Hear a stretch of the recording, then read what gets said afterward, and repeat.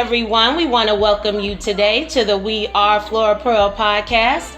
I am your host, Latasha J Humphrey, founder of the Flora Pearl Foundation, Incorporated.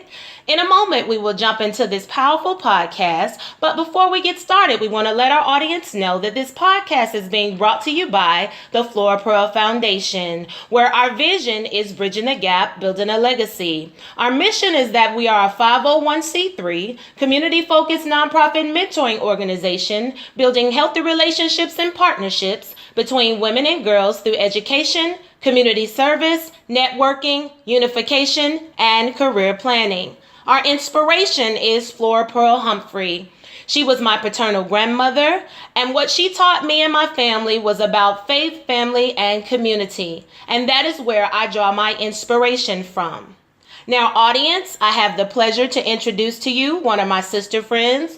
We have known each other for such a long time. And one of my special moments with her was back when I was awarded a fellowship and I had to go upstate towards Washington, D.C.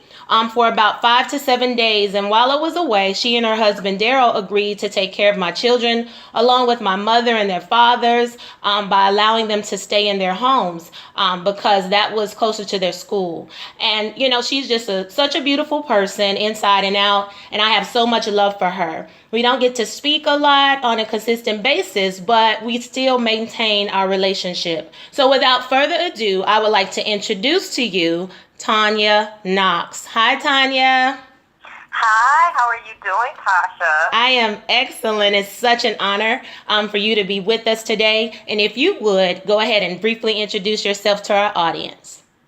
Yes, I am Tonya Knox. I am 45 years old, and I claim that. I don't try to get around it at all. I am a mother of 3 beautiful children. I have 2 biological. Ashlyn, who is 18 and just graduated high school a few weeks ago. And thank you. And then Daryl, who is 15 and is a wonderful high school student. They're both very active. I have my bonus baby, who is 26 years old. I have been a part of her life since she was 3 years old. And then my husband, my wonderful husband, Daryl, who is really my sounding board for most things, and my partner now we've been together 23 years and married for 20. So that is who I am. I've worked for the same employer, believe it or not, for 23 years. I've worked for a major insurance company, and it's just been a blessing in my life and my family's life. Awesome. Well, that is just very powerful. And I want us to go ahead and jump right into our podcast. And one of the first topics we want to talk about is you are biracial. And so we wanted to really hit on that with being biracial in America. And so I was looking up just a few different articles. And one that I found, it was talking about the struggle to define my identity growing up biracial by a young lady. I think her name is Jolene Brantle.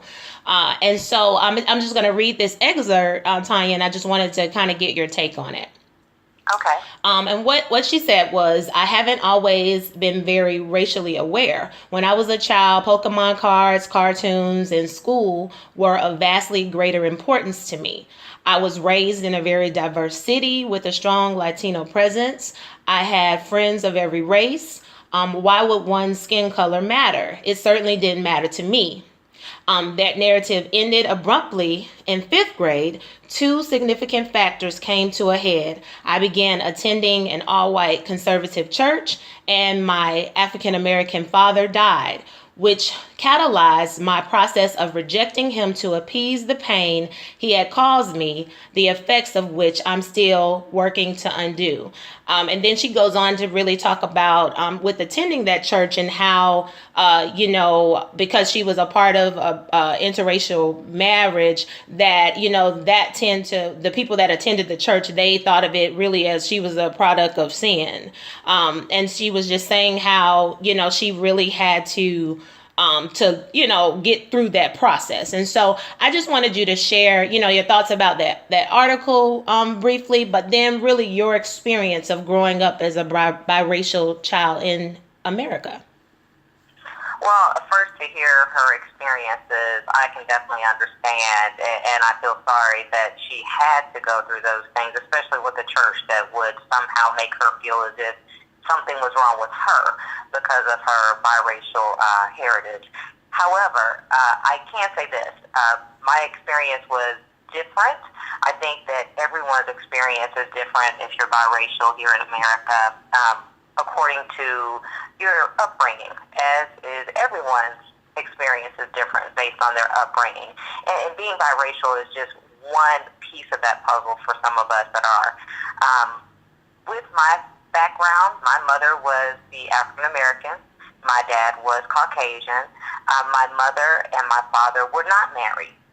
They were in a relationship, and unfortunately, because of some racial tension, especially on my mom's family side, their relationship did not grow any further.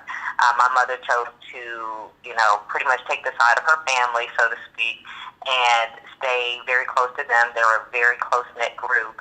And because a lot of her siblings and cousins and, uncles and aunts had issues with her being with someone that was not African American, she felt it was just easier for them not to continue the relationship. And really, my dad just kind of listened to my mother on that account and took her advice and kind of stayed away, which had its effect on me, very negative effects. But my mother, one good thing I can look back on and say is my mother never spoke negatively of my father. Mm-hmm. She never had anything but good things to say about my dad, which really helped me. My dad was around till I was about 9, in and out, and then when he chose no longer to be there because of their agreement, he wasn't. And when I was grown at 23 years old, I found my dad. Wow. And yes, I hired a private investigator and found my father. Literally, it took them less than 48 hours to find him. Whoa. And when I did find him, the pieces of the puzzle that had been missing started coming together. I realized I had several siblings. I realized that, over time, because I was 23 then, I'm 45 now, and over the years, our relationship has grown. My mother had recognized, that she made some errors and mistakes because she ended up in another biracial relationship after my dad. Right. You like what you like is what I always said to her. Right. You can't get away from it. But it was one of those things where she realized you love who you love. Yeah. You really do. And color, race, creed, religious background, those things should not matter. We should just love who we love. My experiences as a kid, though, I will say, being in an African-American household and being in an African-American community, that's what I identified with. Right. Even though I knew my dad was Caucasian, again, he was there till I was 9, I probably was not allowed to escape that because of my neighborhood.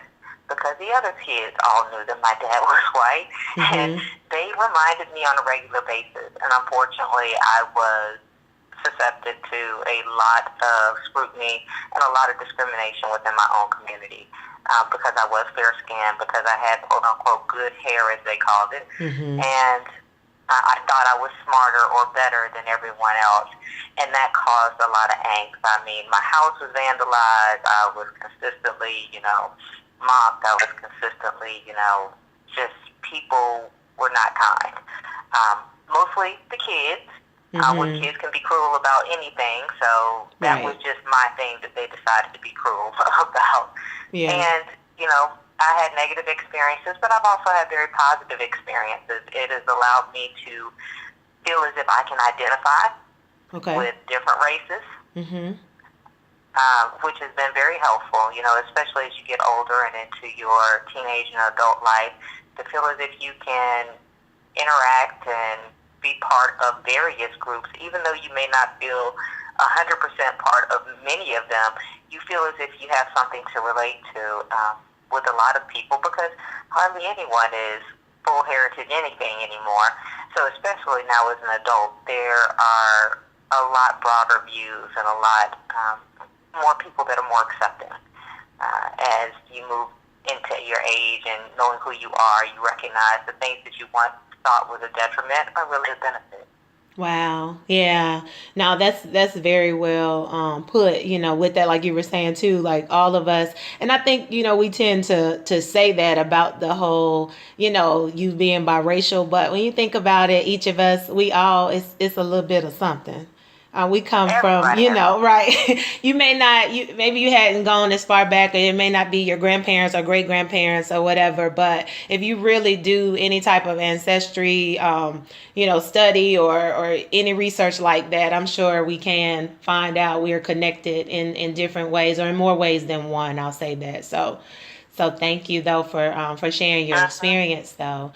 And so I wanted to kind of segue into parenting. And like you mentioned before, you have your beautiful children, three of them. But I definitely wanted you to touch on as far as the teenage daughters. And I know Ashton's most recent, well, she, has been a teenager, and she's, 18 now. And you have your bonus baby, who's Yeah. older. But, however, what experience, would you share your experience, excuse me, about raising teenage daughters? What has been your experience? Well, I've been blessed enough to have a different experience because my oldest never lived with us. It was always a relationship at a distance, which I think lends to different dynamics, as well as obviously she had her mother and her stepdad in her household, and then her brother and sister from their family, and then obviously the brother and sister from our household. So with my oldest, it really was, at least for me, my experience with her was never to treat her any different than I would treat my kids, the ones that I gave birth to, so to speak, because she is my kid as far as I'm concerned. I've been there since she was little. Right. And to establish a relationship with her mother and her stepdad where they knew that I had nothing but her best intentions at heart, that I wanted nothing but the best for her, and I wanted our relationship to work. And part of that was really for us, there was never a sense of competition between me and her mother. It wasn't as if she was still trying to vie to be with my husband. So that was a dynamic that I understand we never had, that some situations do have. That was not part of ours from the very beginning. From before the time Daryl and I got married, her mother and I began to establish a bond. And I can't speak enough for that, where if you truly both put the child first and not your own feelings, Right. that experience when you have what people refer to as their stepkids, it just makes all the difference in the world. Is it both groups of parents or both women specifically?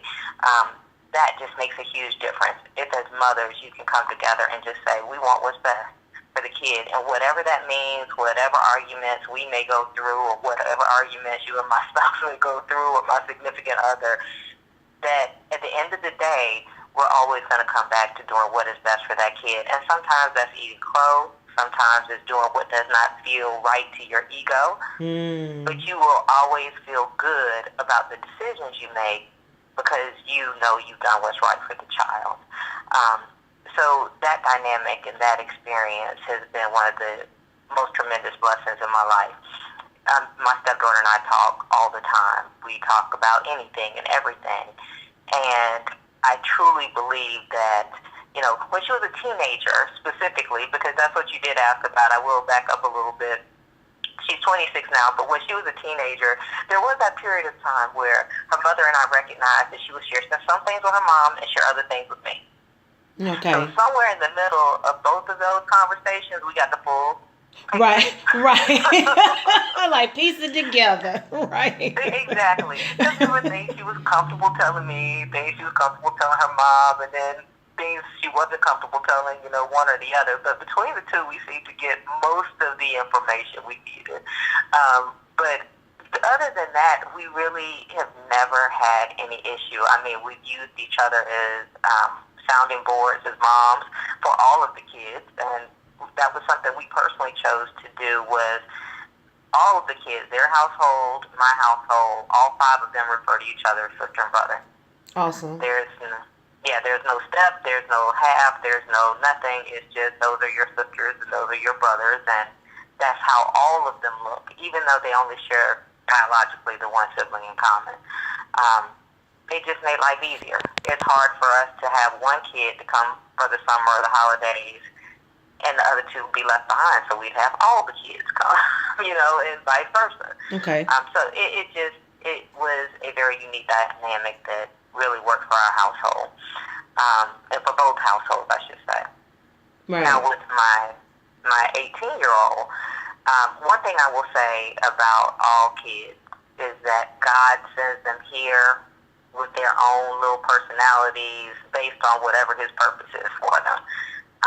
Because my daughter, she is just absolutely phenomenal. I cannot say enough of what I think of my 18-year-old as far as having been in the household with her every day and just seeing that some of the stuff that she has as far as qualities and personality types, she came here with. I mean, her dad and I did a lot, but yeah, some of this was just her. This is some of the stuff that just God gave her, and I think that's huge.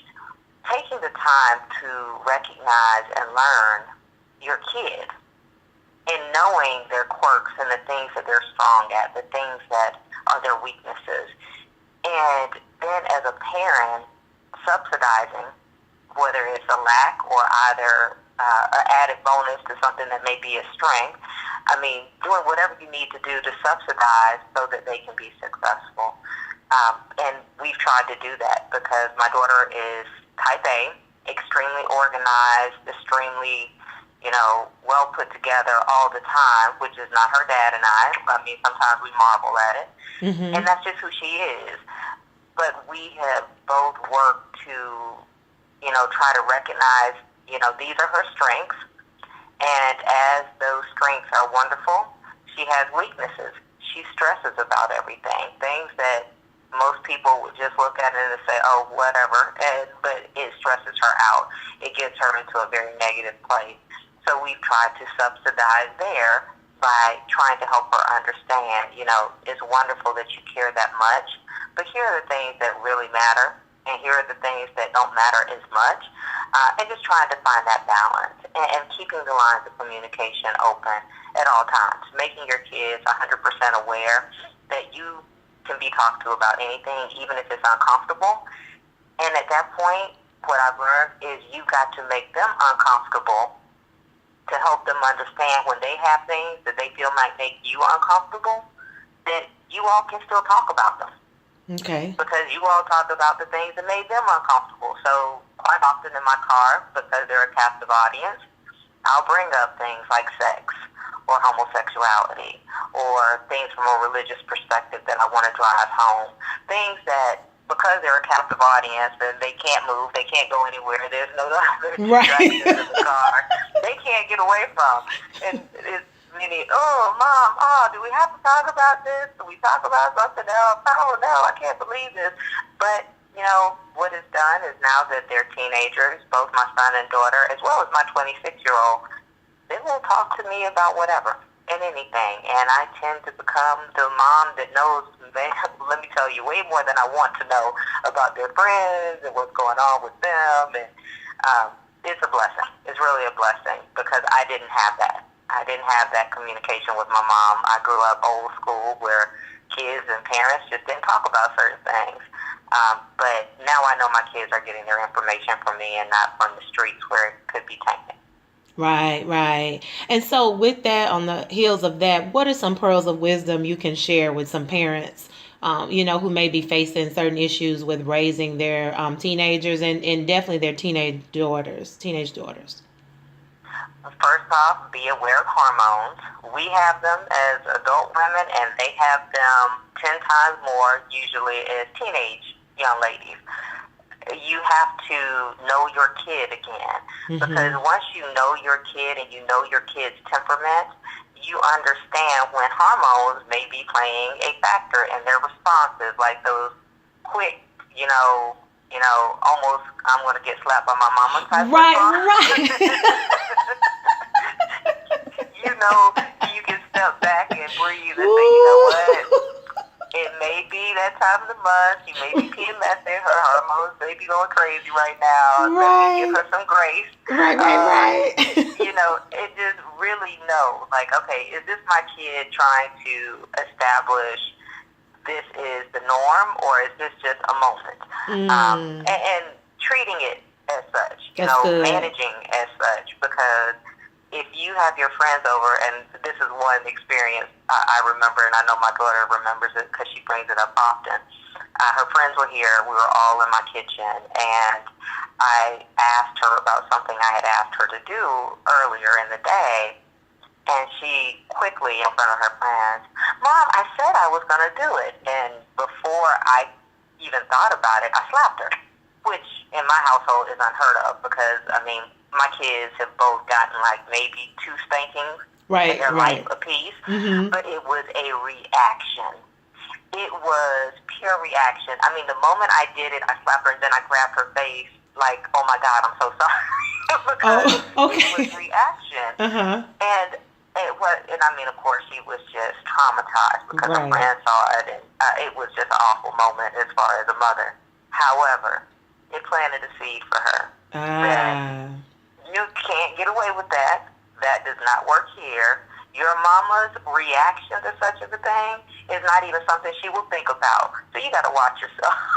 Right. You might want to, Yeah. You might want to watch yourself. She may not be too on the tight, knit up top. You need to just be careful.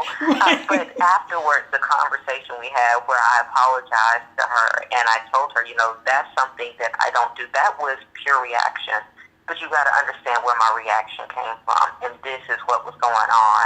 And it ended up in a beautiful conversation afterwards. But of course, now the constant joke is, remember when you hit me in front of all those people? And I'm just like, Ashlyn, do we have to go there every time? I know what you say, every time. But you know what? I don't know if you ever heard the story, but Beyonce, she talked about that, how her mom, she slapped her in public. Oh no! She was, it is something so similar, but she said it kind of helped her. Okay, you might want to stay grounded. I said, Mama Tina, don't play. But she, it was when she first, it kind of just first they had this radio, the music. Well, as far as Destiny's Child, their song was playing, so they were like, oh, you're this. And she said she was in a record store, and I think people were waiting outside, so they had gotten a little fame, and her mom was talking to her, trying to get her attention. And she was, kind of being a little sassy. It was like she was feeling herself a little bit. And so she slapped her. She said her mama slapped her and told her, don't forget, like, where you come from. Like, you might want to bring that back. So she said in that moment, it was like... So I really believe that Mama Tina keeps that focus, like always, like, don't forget. I don't care how big you are. But tell her about that. So, right.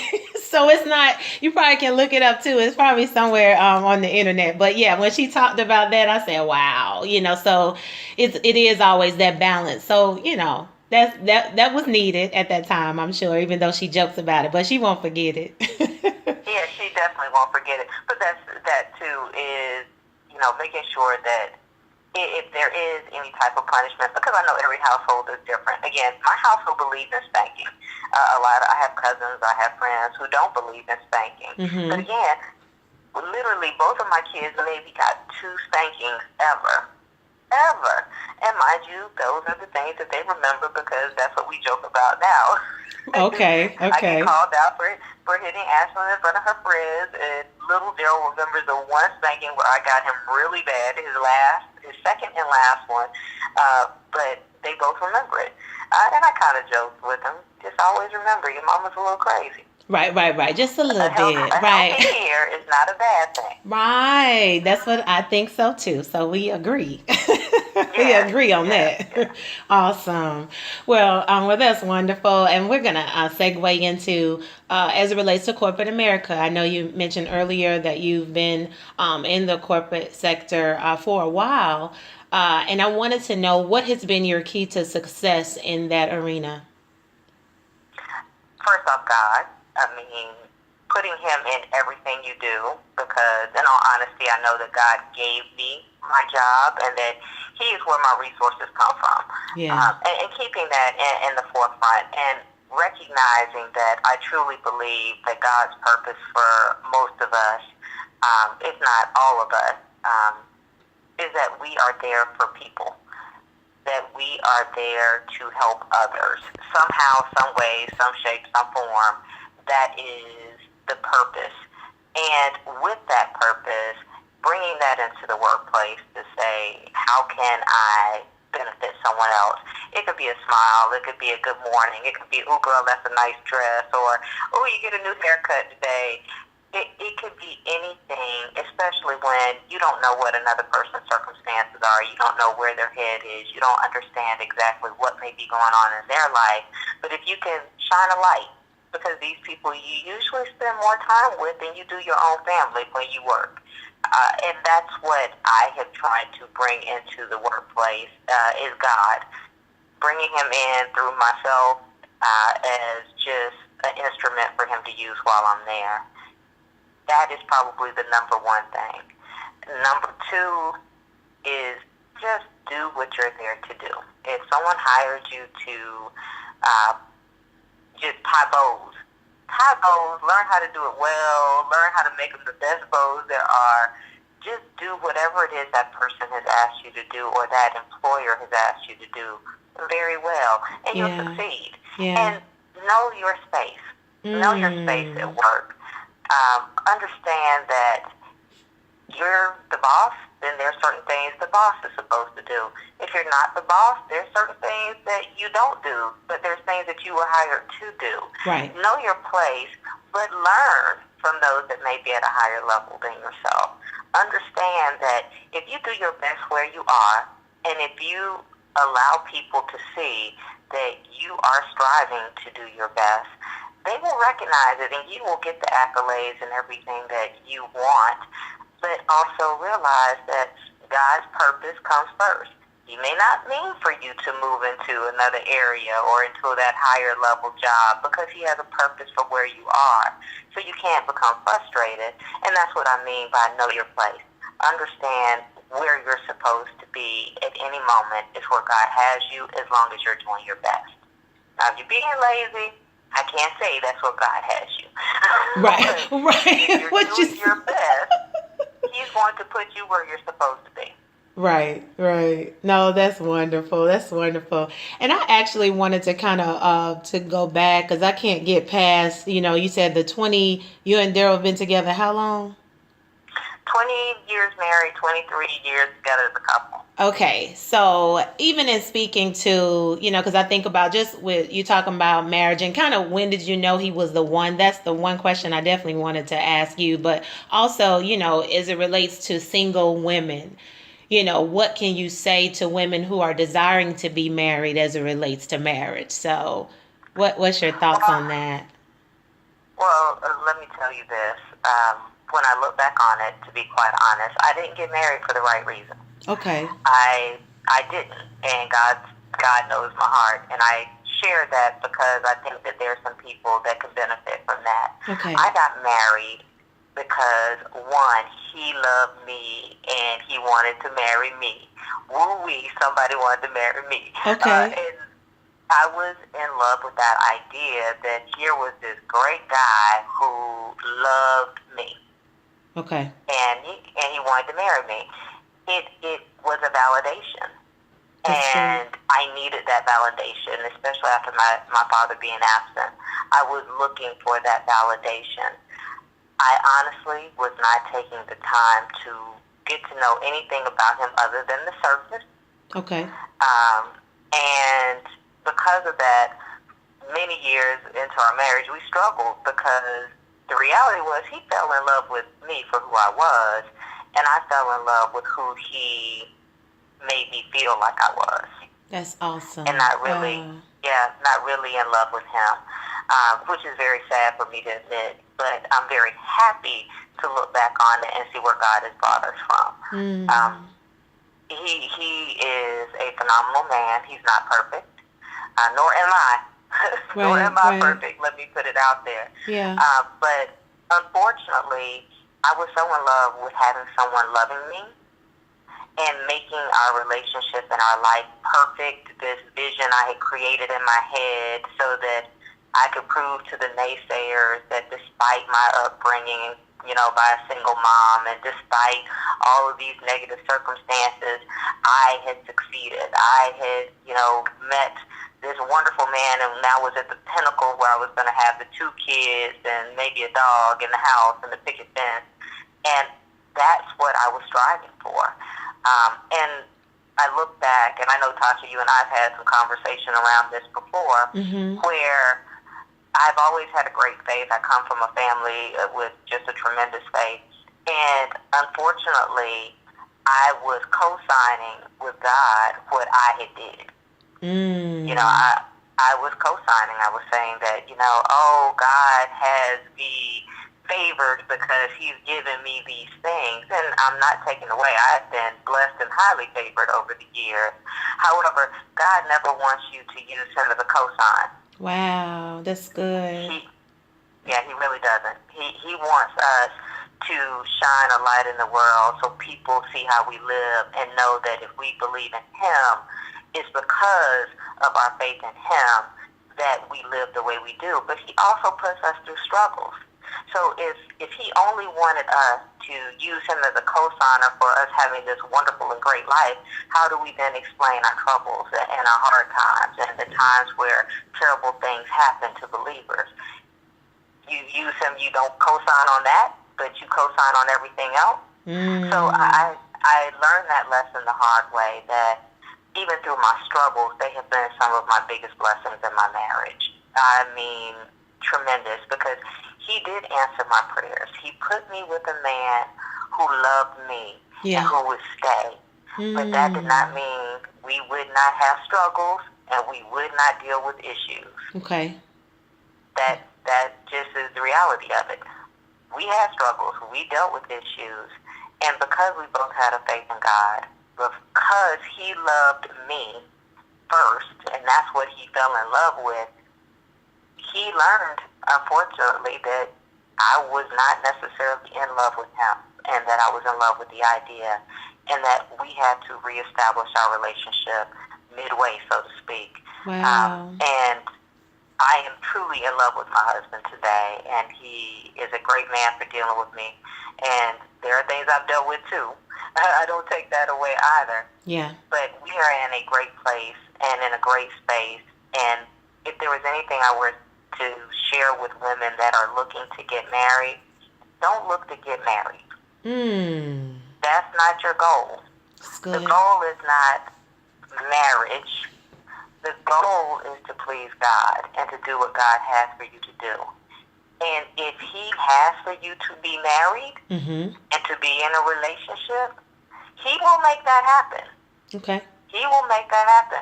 But maybe that's not in everybody's cards. So do you want to miss your blessing and to miss your purpose because you're looking for marriage?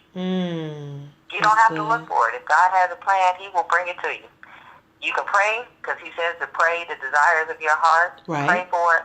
But you don't have to seek it. It'll happen. It will happen, and he will make it work out the way it's supposed to. But don't look for perfection. That would be the second thing. Do not look for perfection. You just look for God to give you what you need. Yeah. And he will. Yeah.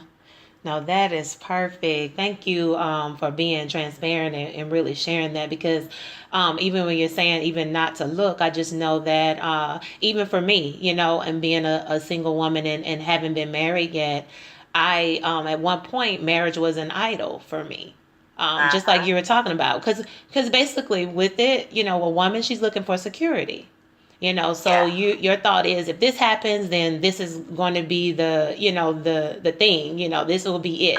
And what I have found out with talking with different friends, you and I, we've had conversations, but definitely talking with those that are married, that's not always the answer, but when you don't have it, you tend to seek what you don't have yet, and just like you said, though, in seeking God and really seeing, really choosing to live each moment, not just wanting what's possibly ahead, just really embracing each moment. So I thank you for sharing that. I know that will be a blessing to someone.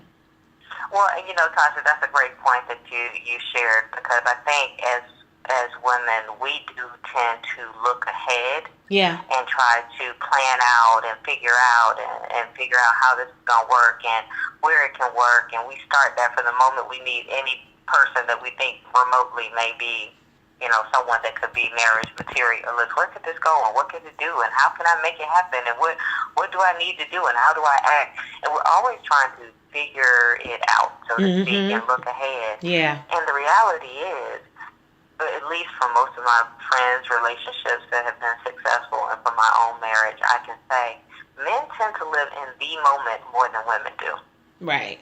Yeah. They're just You're in right. that moment. Yeah. They're in that moment. If they're enjoying that moment, they're enjoying that moment. If it's a terrible moment, they'll get past it because there'll be other moments and they'll live in those moments ahead. They're not thinking ahead the way we are. And that may be part of how God just created us. Right. But it may be also part of the struggle that he gave us as well. Is that enjoy the moment. Take time and just and embrace where you are. And if you show that you are enjoying yourself where you are, believe it or not, that's going to be more attractive than, you being let me think ahead and what is his credit score? What is it? I mean, just enjoy the moment. Enjoy the moment that you're in. Yeah. Oh, that's perfect. Yeah. Thank you so much for that. And we're going to move into the mother-daughter bonds segment. And so there are a few questions that I'll ask, and you'll get an opportunity to answer those questions. And this is a way to let our audience know a lot about our guests and just some different personal things. So, so the first question is, what has your daughters taught you about yourself? My daughter has taught me that women are, just multidimensional. We have the strength to put our minds to anything and truly do it. And I say that she taught me that. That's something that I've been told since I was a kid. I've been told by the strong women in my life, you can do anything and truly make it happen. Put your mind to it, you can make it happen. And what I've seen, though, is in my daughter, in sharing that same message with her, where she really does. She has embraced it, she believes it, and she does. Whatever she puts her mind to, she is going to make it happen. And just knowing that that's just not something to say, that it doesn't just sound good, but that if you truly believe it, if you truly embrace it and know it, because I can say for a lot of my life, there were moments where I did, but there were other moments where it was like, no, maybe I can't do this. Right. I don't think I believed it with the same fervor she does. And I hope she never loses that. I hope that she keeps that in mind all the time, that if she truly wants something, if she truly embraces something and wants it, she can make it happen. Now, if she changes her mind and chooses not to want it later, that doesn't mean that she couldn't have gotten it. It just means that she changed her mind. Yeah. And there's many reasons why that may have happened. But I do think that the spirit of fear, as I was growing up, even though that was a message I heard, that I didn't always embrace it. But my daughter does, and she truly does make it happen. So that's what she taught me. That's not just a saying. It truly is something you can manifest. Perfect. How did your relationship with your mother prepare you for the woman that you are today? I think with our mothers, we tend to say, I want to do this the same way with my kids, and then I don't want to do this with my kids. Okay, well, yeah. I think that with our relationships with our mothers, we take both the good and bad and then try to utilize the best from the relationship and the worst to create new relationships with our kids. At least I think that's what most of us as moms do. What I can say is my mother taught me that you don't have to have things, but if you have my love, you can be happy without things. Wow. As long as you are loved. That's as good. long as you're loved. My mother used to say, I may not have things to spoil you with, but you're spoiled with love. And that could never have been a more true statement. That you really don't have to have things. Yeah. The things that are important in life are the people and the relationships and the love that you share. And that even goes back to what I was saying about work. And I truly believe that people and doing things for people and making people feel good about themselves and doing things to help them and to even have a conversation that changes their mind about something. Our interactions with people, I think, is what, at the end of the day, we're here for. And my mother prepared me for that as a mother to give that to my kids. Perfect. What book most influenced you? Probably the Bible. And I'm not just saying that because it sounds like a good answer, but I grew up, and I don't know if everybody did, but I grew up thinking everyone did. We grew up with the Bible in the middle of the living room. Right. And it wasn't like we had a ton of books in the house, so we had the Bible and we had encyclopedias. And I read the Bible often because it was the one in the middle of the table. And as a kid, that was where I learned some of my first words, and it's just been a constant influence. And there's nothing that has happened in my life or in anyone's life that I know of that you can't go back and find something in the Bible that will correspond, or there'll be a lesson on it, the good, bad, and ugly. Yeah. The technology may be new, the environment may be, thousands of years ahead, but it's the same situation. And when you always have something to go to as a resource like that, it can't help but influence you. Awesome. What are 3 qualities that got you where you are today? I talk a lot. Oh, okay. Look. Well, communication. Look. No, go ahead. My communication skills. I enjoy people.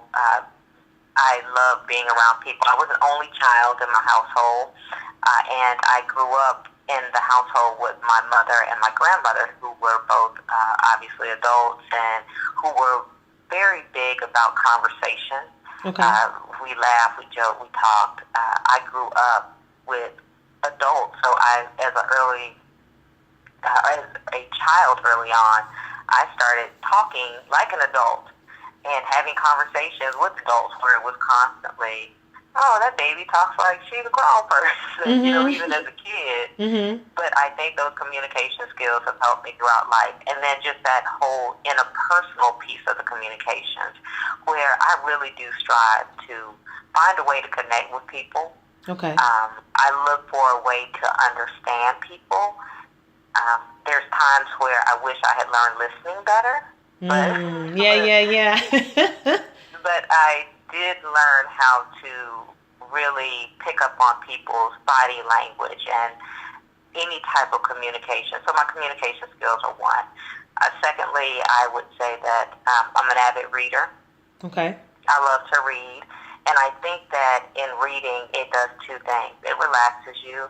It takes you to a different space. It's a personal escape without you going anywhere. And it also, it educates you on different lifestyles, on different ways of doing things, on different thought processes.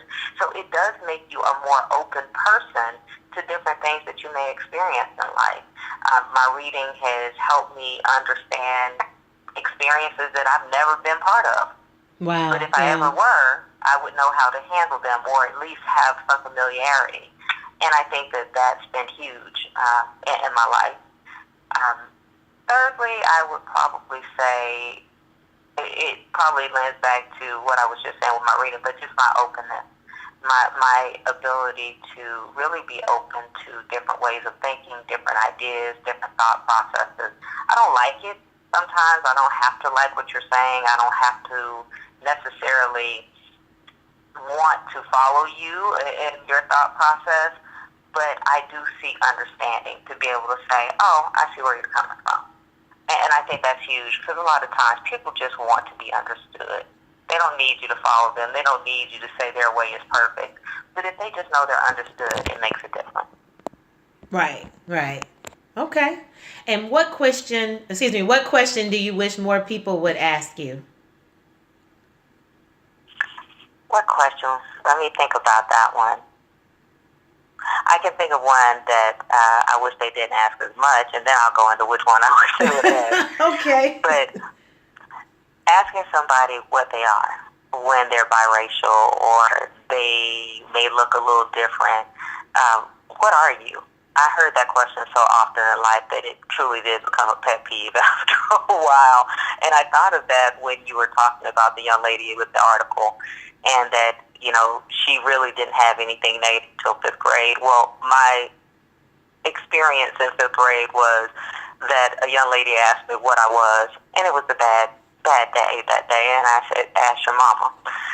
Okay. And I end up beat up after school because of my smart mouth.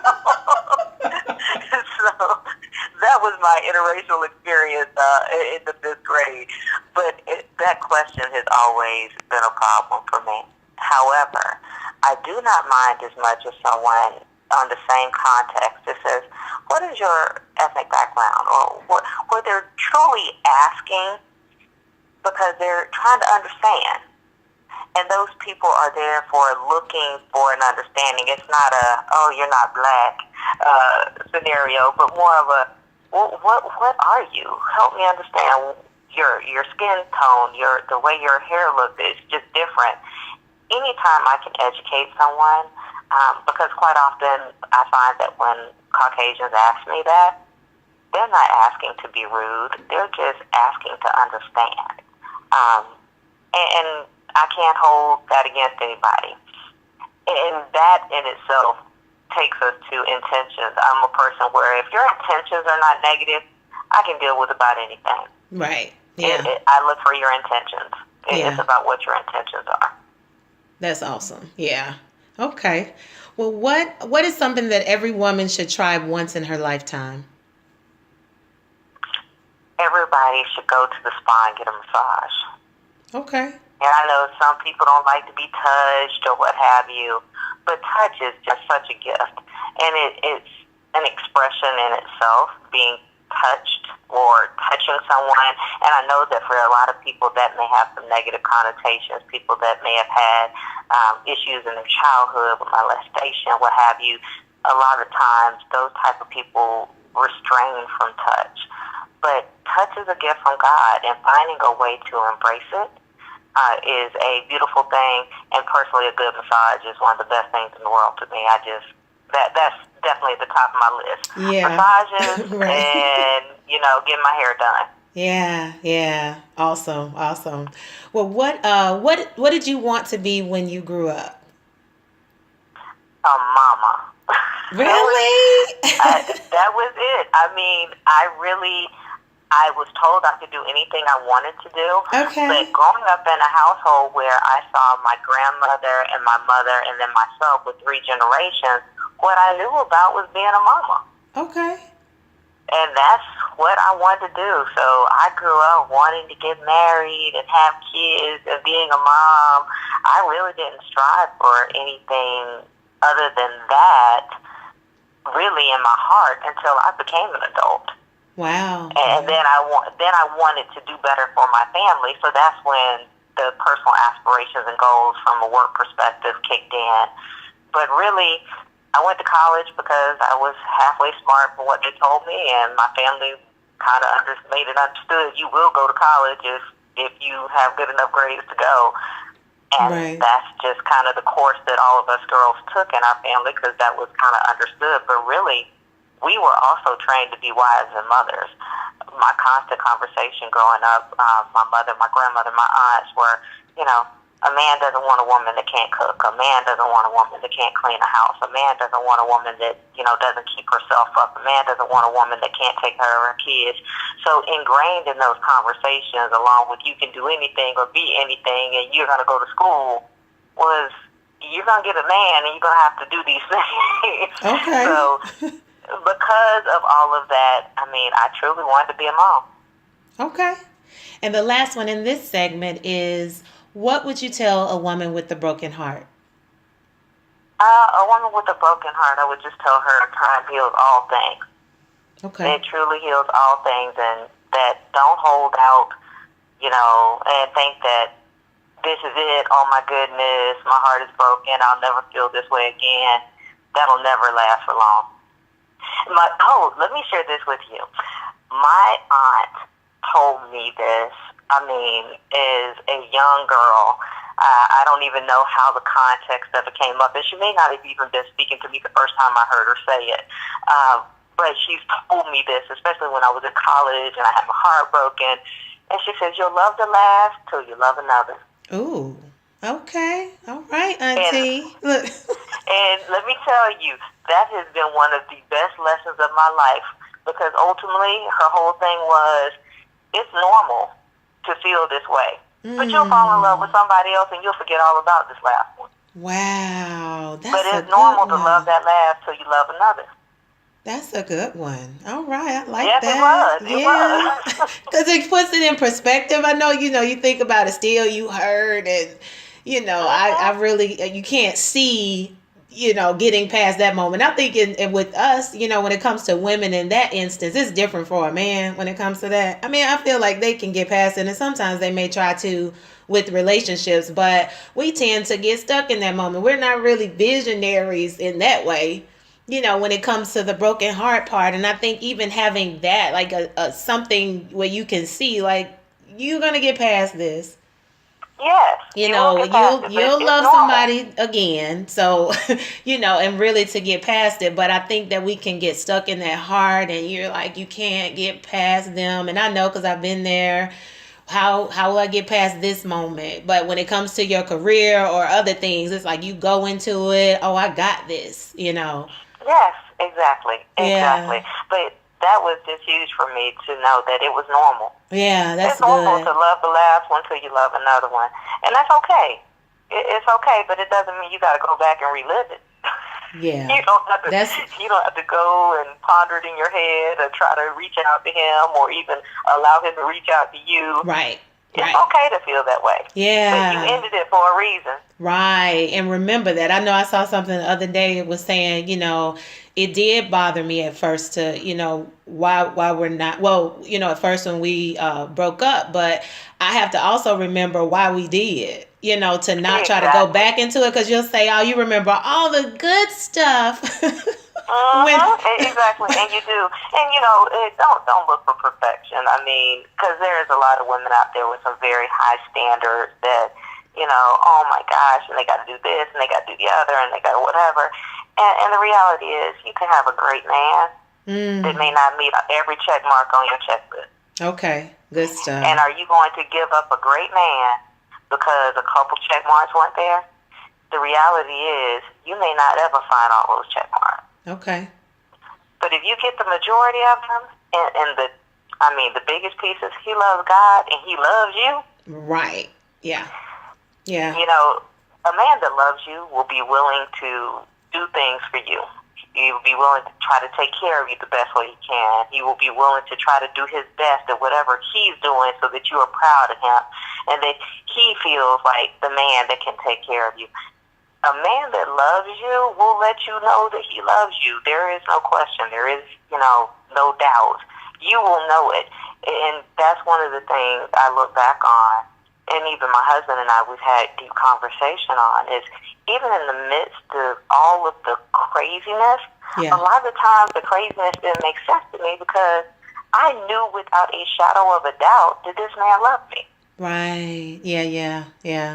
So it didn't calculate or make sense at moments, because if someone loves you like that, I couldn't understand how you could not do everything perfectly. Well, perfection is not part of God's plan. Okay. It's not. Right. It's not. Yeah, that's good. That's good. All right. Well, we're going to move into the segment about community service. And would you like to share some ways that you're giving back to the community? Yes. One of the biggest things, you know what? Let me kind of change that. One of the things that I think quite often people think about with quote-unquote community service is that you have to be part of an organization, which is not a bad thing. Right. It's wonderful because in organizations you find like-minded people that can, help visions grow and that you can work together towards common goals. great things. I've been part of some great organizations, and I'm part of some great organizations. Right. My church, my sorority, I've been part of Flora Pearl, things here in my community, the shelters in my community, the women's shelter here in my community. However, you don't have to do all of that. Right. You can start by going across the street to your elderly neighbor and just checking on them. Come on now. Yeah. Yeah, I just want to see how you're doing today. Yeah, yeah. How's everything going? How you been feeling? The kids, my kids have their friends over. You know, having real conversations with kids. That's right. You know, when you have those opportunities, when you see something's not right with one of your kids' friends, and you just say, baby, what's going on? You don't look exactly right. Yeah. Would you like to talk about something? It truly takes a village, especially, and I highlighted the kids and the elderly.